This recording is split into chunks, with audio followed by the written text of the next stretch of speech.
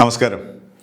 പിണറായിയിൽ പിറവികൊണ്ട communist പ്രസ്ഥാനം പിണറായി വിജയനിലൂടെ ഇതാ അസ്തമിക്കുന്നു. അതിൻ്റെ നിമിഷങ്ങളിലൂടെയാണ് കേരളം കടന്നുപോയിക്കൊണ്ടിരിക്കുന്നത്. 2011 പശ്ചിമ ബംഗാളിൽ CPM എത്തപ്പെട്ട അവസ്ഥയേക്കാൾ അതിദയനീയവും പരിതാപകരവുമായ അവസ്ഥയിലാണ് ഇപ്പോൾ കേരളത്തിൽ CPM എത്തപ്പെട്ട് നിൽക്കുന്നത്. അന്ന് അവിടെ ബുദ്ധദേവന്റെ നയങ്ങളിലായിരുന്നു ജനങ്ങൾക്ക് എതിർപ്പ്. എന്നാൽ കേരളത്തിൽ പിണറായി വിജയൻ എന്ന വ്യക്തിയുടെ സംസ്കാരമില്ലായ്മയിലാണ്, ആ സംസ്കാരമില്ലായ്മയ്ക്കെതിരെയുള്ള ഒരു പ്രതികരണമാണ് കേരളത്തിലെ ജനങ്ങൾ ഇപ്പോൾ നൽകിയിരിക്കുന്നത്.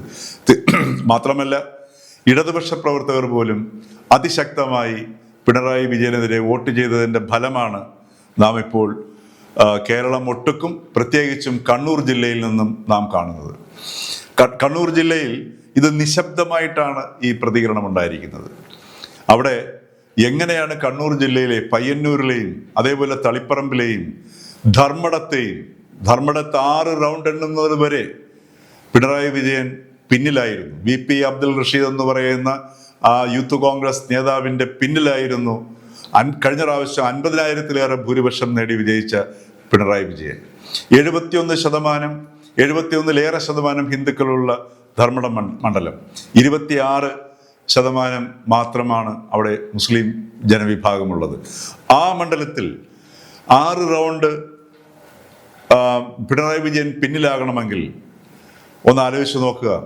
അവിടുത്തെ വളരെ ആത്മാർത്ഥമായ CPM പ്രവർത്തകർ, ഇതുവരെ CPM-ന് വേണ്ടി പരമ്പരാഗതമായി തലമുറകളായി വോട്ട് ചെയ്തിരുന്ന CPM പ്രവർത്തകർ UDF കാൻഡിഡേറ്റ് ആയിട്ടുള്ള VP അബ്ദുൽ റഷീദ് എന്ന യുവാവിന് വോട്ട് ചെയ്തത് യാതൊരുവിധമായ മതപരിഗണനയും കണക്കിലെടുത്തിട്ടല്ല, മറിച്ച് മനുഷ്യത്വരഹിതമായ പെരുമാറ്റം, മനുഷ്യത്വരഹിതമായ അല്ലെങ്കിൽ സംസ്കാരമില്ലായ്മ തൻ്റെ വ്യക്തിത്വത്തിലൂടെ പ്രകടിപ്പിച്ചതിനുള്ള പ്രതിഷേധമായിരുന്നു അവിടെയും നാം കണ്ടത്. പിണറായി വിജയൻ കഴിഞ്ഞ ഏതാണ്ട് 2.5 ദശകങ്ങളായിട്ട് അദ്ദേഹം പാർട്ടിയെ തൻ്റെ കൈക്കുള്ളിൽ ഒതുക്കുന്ന കാഴ്ചയാണ് നാം കണ്ടത്. അങ്ങനെ പാർട്ടിയെ കയ്യിലെടുത്ത് തൻ്റെ ഇഷ്ടക്കാരെ, ക്രിമിനൽ സ്വഭാവമുള്ള ആൾക്കാരെ പാർട്ടിയുടെ ഓരോ ജില്ലകളിലും നേതൃസ്ഥാനങ്ങളിൽ പ്രതിഷ്ഠിച്ച് അവരിലൂടെ പാർട്ടിയിൽ ഒരു ഏകാധിപത്യ സ്വഭാവം നിലനിർത്തി തന്നിൽ അധികാരം കേന്ദ്രീകരിച്ച് താൻ തന്നെയാണ് പാർട്ടി എന്നാൽ താൻ തന്നെയാണ് എന്നുള്ളൊരവസ്ഥ സൃഷ്ടിച്ചിട്ടാണ് അദ്ദേഹം അധികാരത്തിലെത്തിയതും അതുപോലെ തന്നെ കഴിഞ്ഞ 10 വർഷം ഇവിടെ ഭരണം കാഴ്ചവെച്ചത്. മനുഷ്യത്വം എന്ന് പറയുന്നത് തന്നെയാണ് സംസ്കാരമായി പെരുമാറ്റത്തിലൂടെ പ്രകടമാകുന്നത്. അത് തീരെ പ്രകടിപ്പിക്കാതിരുന്ന ഒരു പക്ഷെങ്കിൽ ഇന്ത്യയിൽ ഇത്രയധികം ആ ഒരു സമീപനം കാണിച്ച ഒരു ഭരണാധികാരി വേറെ ഉണ്ടോ എന്ന് ചോദിച്ചാൽ സംശയമാണ്.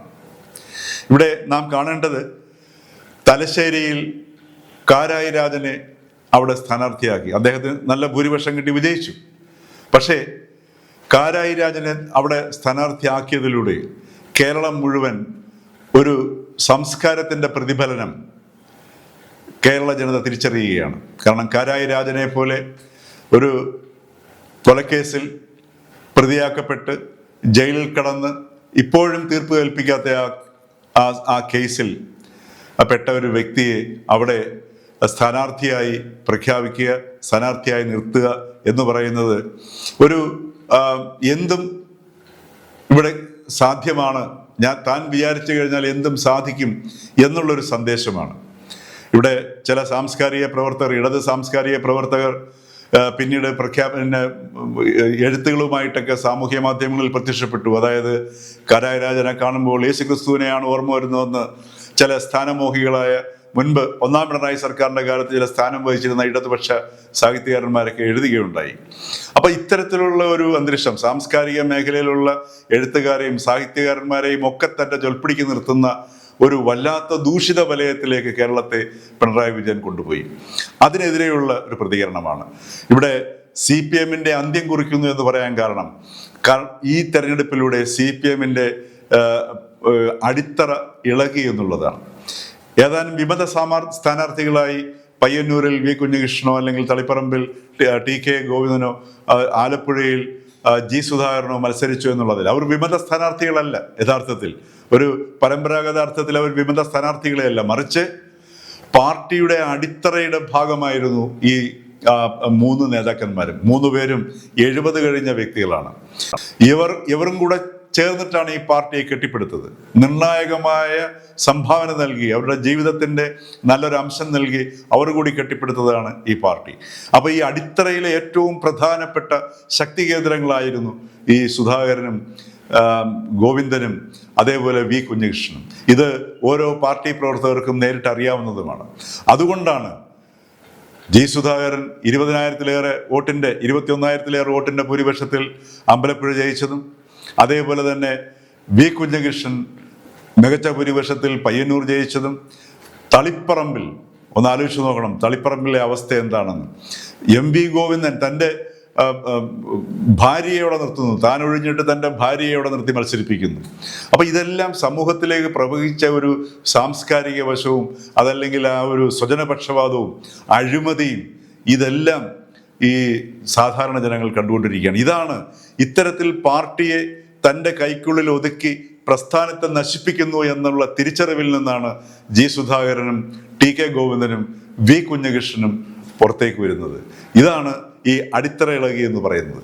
ഈ അടിത്തറ ഇളകിയതിൻ്റെ പ്രതിഫലനങ്ങൾ, പ്രത്യാഘാതങ്ങളാണ്, അനുരണനങ്ങളാണ്, ചലനങ്ങളാണ്. ഇപ്പൊ ഏതെങ്കിലും ഒരു എപ്പിക് സെന്ററിൽ നിന്നായിരിക്കും നമ്മൾ ഭൂകമ്പങ്ങൾ ഉണ്ടാവുന്നത് എന്ന് പറഞ്ഞതുപോലെ അതിൻ്റെ പ്രകമ്പനങ്ങളാണ്, ആ പ്രകമ്പനത്തിന്റെ ശക്തിയാണ് യഥാർത്ഥത്തിൽ പയ്യന്നൂരിലും അമ്പലപ്പുഴയും തളിപ്പറമ്പിലും പ്രകടമായിരിക്കുന്നത്. കേരളം ഒട്ടുക്ക് അതിൻ്റെ പ്രകമ്പനം പ്രത്യക്ഷമായിട്ടുണ്ട്. വിശേഷിച്ചും വടക്കൻ ജില്ലകളിൽ കോഴിക്കോട്ട്, കണ്ണൂർ, കാസർഗോഡ് ജില്ലകളിൽ, പാലക്കാട് വരെ എല്ലാ ജില്ലകളിലും ഈ ഒരു പ്രകമ്പനം വളരെ പ്രകടമായിട്ടുണ്ട്. അത് വടക്കൻ ജില്ലകളിൽ അതിഭീകരമായി പ്രകടമായിരിക്കുന്നു. അപ്പൊ ഇത് സൂചിപ്പിക്കുന്നത് ഈ അടിത്തറ ഇളകിയതിൻ്റെ പ്രകമ്പനം പാർട്ടിയെ മുഴുവൻ അത് ബാധിച്ചിരിക്കുന്നു. ഇവിടെയാണ് ഇതിൻ്റെ തകർച്ച ആരംഭിക്കുന്നത്. ഇനി പിണറായിക്ക് ശേഷം ആര്? പിണറായി സൃഷ്ടിച്ചെടുത്ത് വെച്ചിരുന്ന സംസ്കാരമുണ്ട്. ആൾക്കാരെ ഭീഷണിപ്പെടുത്തി തന്നെ അനുകൂലിക്കാത്തവർക്ക് പാർട്ടിയിൽ നിലനിൽപ്പില്ല എന്നുള്ളൊരവസ്ഥ സൃഷ്ടിച്ച ഒരു സംസ്കാരമുണ്ട്. ആ സംസ്കാരത്തിലേക്ക് കൊണ്ടുപോകണമെന്നുണ്ടെങ്കിൽ അധികാരം ആവശ്യമാണ്. ഇപ്പോൾ അധികാരമില്ലാത്ത വെറും ദുർബലമായ അവസ്ഥയിൽ എത്തി നിൽക്കുമ്പോൾ ആ സംസ്കാരത്തിൻ്റെ തുടർച്ചക്കാരനായിട്ട് ഒരാളെ കണ്ടെത്തുക പ്രയാസമാണ്. 2ാം നിര നേതാക്കൾ പോലും ഒരു വ്യക്തമായ നേതൃത്വ പാടവം കാണിക്കാൻ കഴിയുന്ന നേതാക്കന്മാർ പോലും എടുത്തു പറയാൻ പറ്റുന്നില്ല. കാരണം 2ാം നിരയായിട്ട് വരേണ്ടവരെല്ലാവരും പിണറായിക്ക് വിധേയരായി നിന്നവരാണ്. അതുതന്നെ ആ പിണറായിക്ക് വിധേയരായി നിന്നവർ തന്നെ വീണ്ടും നേതൃത്വത്തിലേക്ക് വരുമ്പോൾ അത് പാർട്ടിയെ വീണ്ടും ദുർബലമാക്കുകയും ആ നേതാക്കന്മാർക്ക് പാർട്ടി അണികളുടെ മേൽ വിശ്വാസം നേടാൻ കഴിയാതെ വരികയും ചെയ്യും. ഇങ്ങനെയാണ് കേരളത്തിൽ ഈ വരും ദിവസങ്ങളിൽ, വരും മാസങ്ങളിൽ, വരും വർഷങ്ങളിൽ CPM ഇവിടെ അന്യം നിന്നു പോകാൻ വഴിയൊരുങ്ങുന്നത്.